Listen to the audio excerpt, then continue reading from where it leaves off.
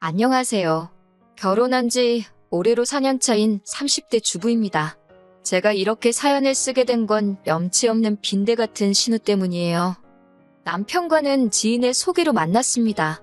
지인이 하도 괜찮은 사람이라고 해서 조금 기대가 되었는데 만나보니 일단 외모도 제 스타일이었고 시간이 어떻게 가는 줄 모를 만큼 대화도 잘 통하더라고요.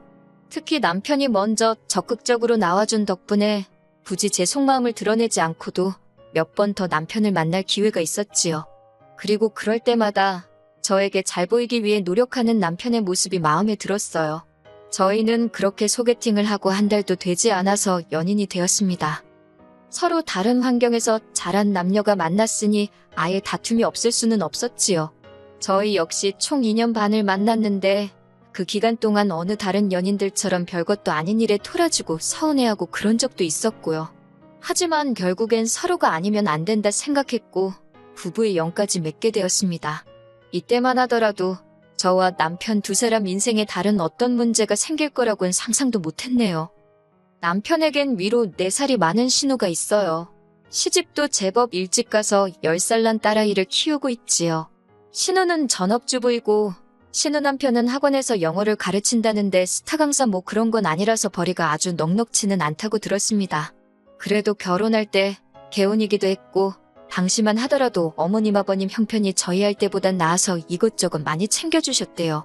신우시댁에서도 도움을 많이 주셨고요. 말이 나와서 말이지만 저나 남편은 뭐 딱히 받은 거 없이 결혼했어요. 남편이나 저나 일단 다행히 직장은 그럭저럭 좋은 곳에 다니고 있습니다. 둘이 합쳐서 이것저것 빼고 월 실수령액이 1,000 정도 되고요. 요새 워낙 잘 버는 사람들이 많아서 1,000만 원 가지고 어디 가서 방구도 못 낀다던데. 아무튼 그래도 저희는 만족하면서 살고 있습니다. 아직 나이가 없으니 좀 더 여유 있게 느껴지는 것도 같고요. 하지만 앞서 지나가듯 말했듯이 저희 어머님 아버님은 형편이 녹록지 않으세요. 아버님이 회사를 다니고 계실 땐 괜찮았는데 당신 예상보다 이른 나이에 회사에서 나오셔야 했거든요. 그런데 아버님이 언젠가 만취 상태가 되셔서 저와 남편을 붙들어 놓고 말씀하시길 어머님이 동네 아주머니들하고 부동산 투자한답시고 여기저기에 돈도 안 되는 땅을 어지간히 사신 모양이 돼요. 요새 뉴스에도 기획부동산이니 뭐니 말이 많았잖아요. 그래도 아버님은 그동안 같이 살부대 끼고 산 정이 있어서 어머님께 대놓고 싫은 소리는 못 하셨던 것 같고 어머님도 어머님대로 저희한테 하시는 말씀이 아버님이 저렇게 일찍 회사에서 나올 줄 누가 알았겠냐고요. 뭐 사는 게 다 계획대로 되지 않으니까요. 그러면 친정으로부터는 왜 도움을 못 받았냐? 물론 친정은 시댁에 비하면 상황이 낫긴 해요. 일단 자식도 저 하나밖에 없고 저희 친정아버지는 당신 개인 사업을 하고 계셨거든요. 규모가 큰 건 아닌데 적어도 정년이랄 게 없기도 했고 아버지가 사업하시는 건물이 3층짜리긴 해도 아버지 본인 소유였으니까요. 정확히 말하자면 대출이 남아있었으니 은행과 친정아버지의 공동 소유예요. 그래서 그냥 이것저것 따지기도 머리 아프고 받지 말자 했어요. 양가 도움 없이 우리 둘만의 힘으로 시작해서 자리 한번 잘 잡아보자고요. 신혼집은 시댁 근처에 얻게 되었는데 이유는 단순했어요. 제가 결혼식을 2달 앞둔 시점에 회사 사무실이 이전을 했는데 그게 바로 시댁에서 차로 10분 거리였거든요. 게다가 시댁이 있는 곳이 서울치고 땅값이 조금 싸요. 저희 예산은 정해져 있었고 그 무렵 저는 서울 집값에 놀라서 학을 떼고 있었거든요. 상황이 저로 하여금 시댁 근처에 집을 얻게 하대요. 시댁 근처에 집을 얻은 것까지는 솔직히 그래도 크게 개의치 않았습니다. 그렇다고 어머님 아버님 성격에 저희 집을 막 드나드실 분들도 아니셨고 하지만 저희가 결혼식을 올리고 한 반년쯤 지났을 때였어요. 신혼의 가족이 시댁 근처로 이사를 온다고 하더라고요. 원래는 차로 1시간 정도 떨어진 거리에 살고 있었는데 이사를 오는 이유가 신혼의 딸이 학교에 적응을 하지 못했던 모양이에요. 친구들하고 사이도 안 좋고 이래저래 마음고생을 많이 했다고요. 그러니까 이제 애 정서에 도움이 되게 손녀 예뻐해주는 외할머니 외할아버지 곁에 있게 하겠다는 게 신우의 말이었습니다. 솔직히 시조카를 생각하면 어린 아이를 상대로 이런 말을 하는 게 어이없기는 한데 별로 정이 안 가요. 시댁 식구들 모인 자리에서 일부러 제 신체 특정 부위를 말하며 작은아빠는 잘생겼는데 작은엄마는 못생겼다 그러고 이게 제 입으로 말하자니 낯뜨겁고 유치한데 일단 저요. 어디 가서 못생겼다 소리 들어본 적 없어요. 그런데 아무리 어린애가 악의 없이 하는 소리라고 해도 사람들 앞에서 번번이 제 외모를 지적하니 속이 상하긴 하더라고요. 신우는 그 옆에서 자기 딸을 말리기는커녕 역시 자기 딸이 자기를 닮아서 보는 눈이 있다는 소리나 해대니까 더 짜증도 났고요. 심지어 한 번은 고 10살짜리 시조카가 한다는 말이 자기는 저희 남편 그러니까 작은아빠랑 나중에 결혼할 거라고 그러니까 저더러 작은아빠랑 이혼하라나요. 요새 10살짜리들은 제가 어렸을 때랑은 또 다른가 보지요. 그래도 그렇지 어린애가 어떻게 어른한테 이혼 소리를 아무렇지도 않게 하나 싶어서 충격적이대요. 그런데 신우는 제가 그런 시조카를 예뻐하지 않는다고 엄청 서운해해요. 하지만 제 입장에서는 피 한 방울 안 섞인 데다가 하는 짓도 얄미운 시조카한테 무슨 정이 그렇게 가겠어요? 그리고 무엇보다 신우도 하는 짓이 얼마나 얄미운지 얌체가 따로 없거든요. 처음에는 몰라서 긴가민가하고 당해주기 일쑤였지만 시간이 지나 신우 하는 짓이 눈에 빤히 읽히기 시작하니까 저도 방어한답시고 머리를 쓰게 되고 가족 모임이 있을 때마다 그런데 에너지 낭비를 해야 된다는 사실 자체가 너무 스트레스더라고요. 사실 처음부터 그랬던 건 아니에요. 처음에 신우가 이사 오고 두세 달 동안은 잘 지내보려고 했지요. 어쨌든 애가 얼마나 힘들어했으면 이사까지 결심했을까 싶었으니 잘해주고 싶었던 게 진심입니다. 그런데 신우는 이후로 걸핏하면 저희 남편이나 저에게 전화를 해서는 잔심부름을 시키더라고요. 반찬 해놨으니 어머님 댁에 가져다 드리라던가 퇴근길에 뭐 좀 사다 달라거나 주말에 가구 조립을 해야 되는데 저희 남편더러 하라고 하질 않나. 시도 때도 없이 울려대는 휴대폰 전화벨 소리에 정말 노이로제에 걸리겠다 싶었습니다. 나중엔 남편 핸드폰이고 제 핸드폰이고 그냥 신우 얼굴에 집어 던지고 싶은 정도였지요. 결국 남편더러 우리가 그 집 머슴도 아니고 어지간히 드나들자고 그리고 신우는 전업인데 자기가 할 만한 일은 알아서 해야지 왜 맞벌이하는 당신과 나를 이렇게 불러대냐 따져댔네요. 신우의 얄미운 짓은 거기서 끝이 아니었습니다. 한 번은 시할아버지 병문안에 가게 되었어요. 남편이 퇴근길에 저를 태우고 바로 병원에 가기로 했지요. 그런데 병문안을 가기로 한 당일날 제가 차에 올라타니 신우네 집에 들려서 신우네도 태우고 가야 한다는 겁니다. 그러면 병원까지는 정반대 방향이라서 30분은 그냥 길에버리는 거였거든요. 가뜩이나 피곤해 죽겠는데 왜 거길 들리냐고 따로 가자 하니까 신우네가 두 차로 다니면 기름값 아깝다고 자기들을 태우고 가랬대요. 어이가 없어서 저희 기름은 누가 공짜로 넣어주나요? 그렇지만 그런 걸로 왈가왈부할 힘도 없어서 알았다 했습니다. 그렇게 신우네까지 태우고 병원에 도착했어요. 신우도 보아하니 빈손으로 왔길래 저는 편의점에서 음료수라도 한 박스 살 거라니까 자기 것도 일단 좀 사달래요. 자기가 돈은 바로 계좌이체 해준다면서요.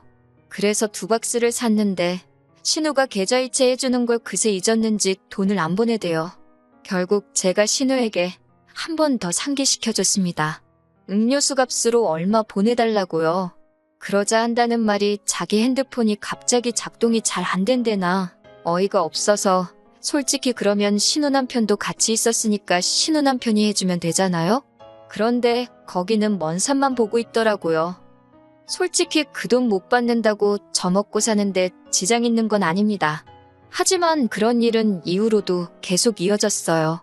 식당에 가도 꼭 나중에 보내줄게요 해놓고는 입 싹 닫고 나중에는 그래서 같이 밥도 먹기 싫더라고요.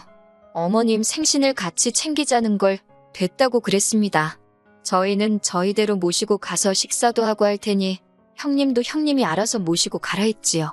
그랬더니 어머님이 다 같이 모여서 왁자지껄한 게 좋지 뭐 한다고 따로따로 보냐고 그러시더라고요. 그래서 제가 신우더러 일단 저한테 계좌이체든 뭐든 먼저 돈을 주고 정산하고 다시 보내주겠다 했습니다.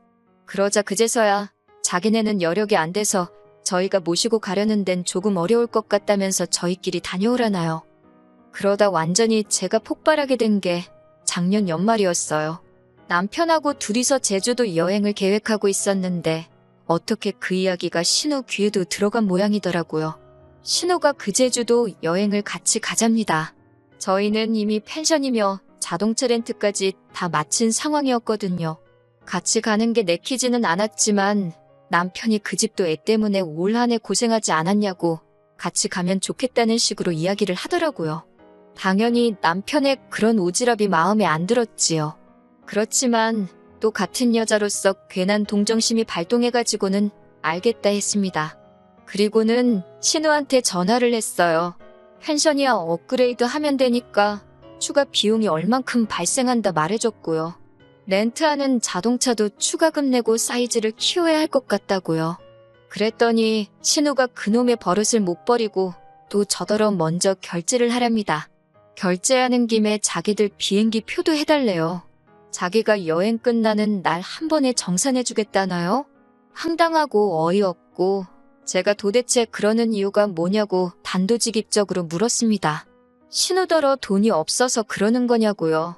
그랬더니 신우가 갑자기 급발진을 하면서 저더러 자기가 돈이 있는지 없는지 봤냐고 저더러 너무 예의가 없답니다. 어찌나 신우가 세게 나오던지 전 순간 제가 정말 말실수를 크게 했나 싶었어요. 붕괴하는 신우에게 미안하다 사과하니 일단 자기가 뭐 생각을 해보겠다나요.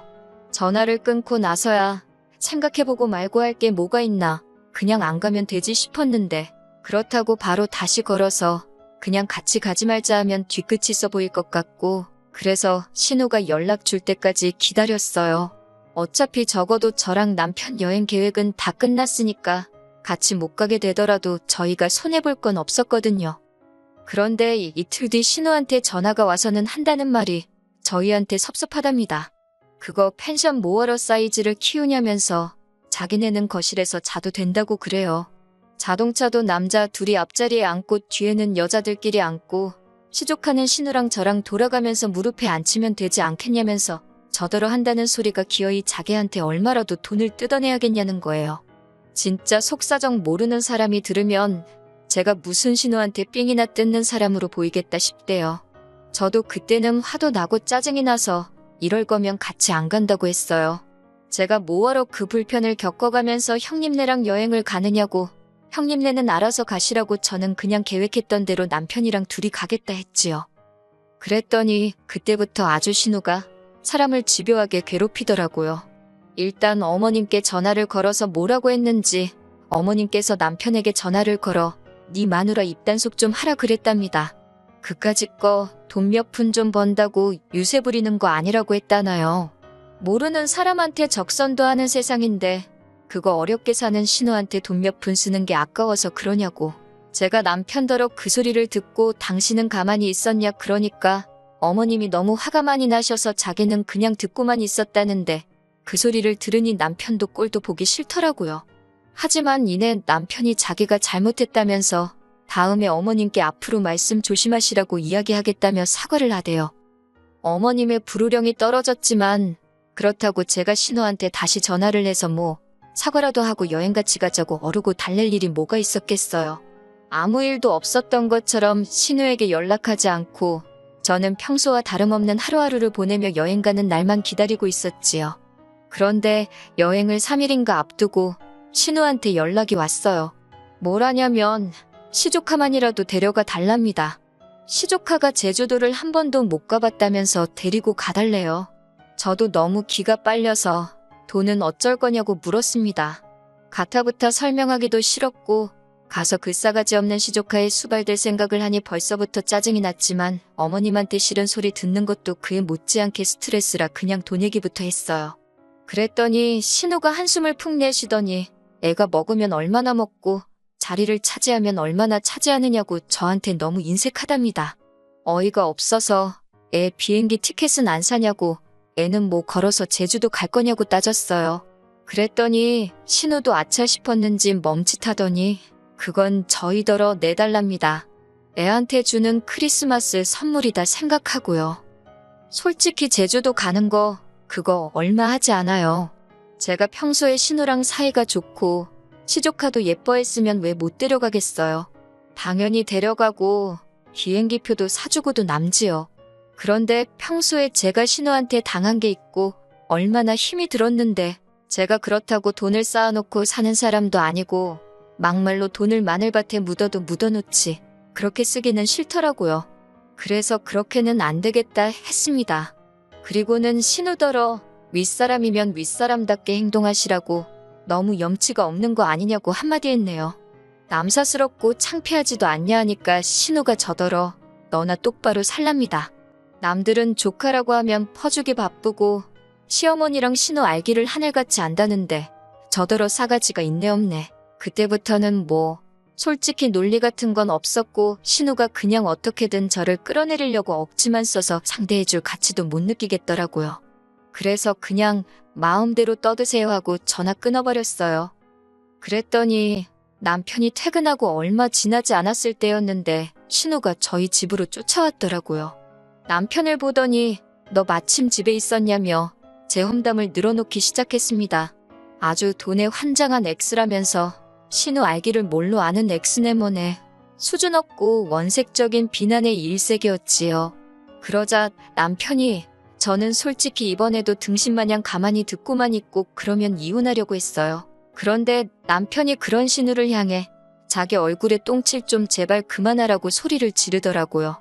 안사람 볼낯이 없다면서 누나 그러고 사는 거 불쌍하고 안 됐기는 한데 그거 우리가 그렇게 만든 거 아니지 않냐며 이런 하소연은 차라리 매형한테 가서 하라고 왜 잘 사는 부부한테 와서 심술이냐고 그러더라고요. 신우도 남편의 그런 반응을 보고는 약간 충격을 받은 눈치였어요. 지 동생이라고 평생 지 편을 들 줄 알았나 보지요. 결국 신우는 그렇게 소득 없이 저희 집을 떠났고 저희 집에는 이내 평화가 찾아왔습니다. 어쩐 일인지 이번엔 어머님께서도 연락이 없으시대요. 그리고 지금까지 한 달 남짓한 시간이 흘렀습니다. 저희 부부 단둘이 제주도에 잘 다녀왔고요. 신우에게선 연락이 없어요.